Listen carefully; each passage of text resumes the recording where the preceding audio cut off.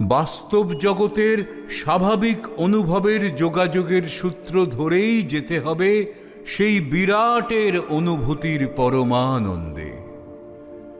এখানকার ঘর সংসারের ভাবাভাবির মাঝে যে ভাব বিদ্যমান, তার সাথে যোগাযোগ করেই মহাভাবের দিকে যেতে হবে।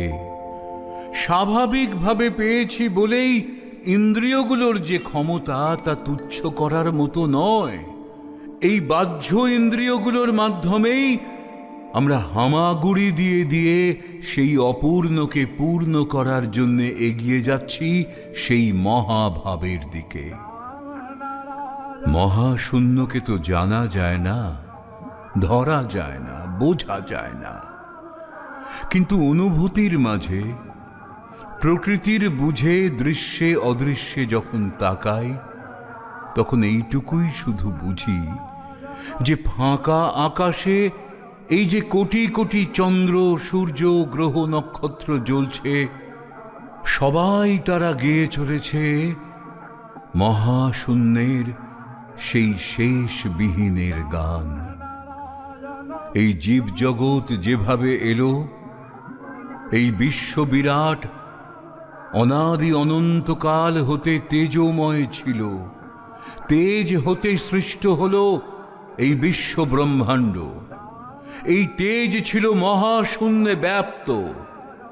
এই তেজ হতে সৃষ্টি হলো সূর্য, সূর্য হতে সৃষ্টি হলো পৃথিবীর, তেজ হতেই সমস্ত গ্রহ নক্ষত্র আসতে লাগলো।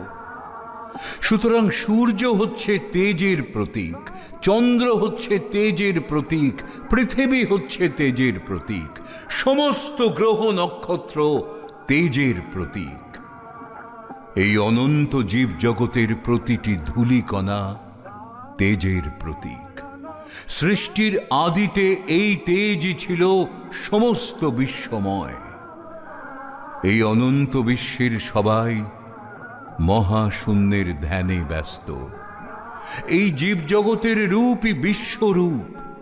সমস্ত বিশ্বজগৎ মহাশূন্যের প্রতীক, জীব মাত্রেই মহাশূন্যের প্রতীক।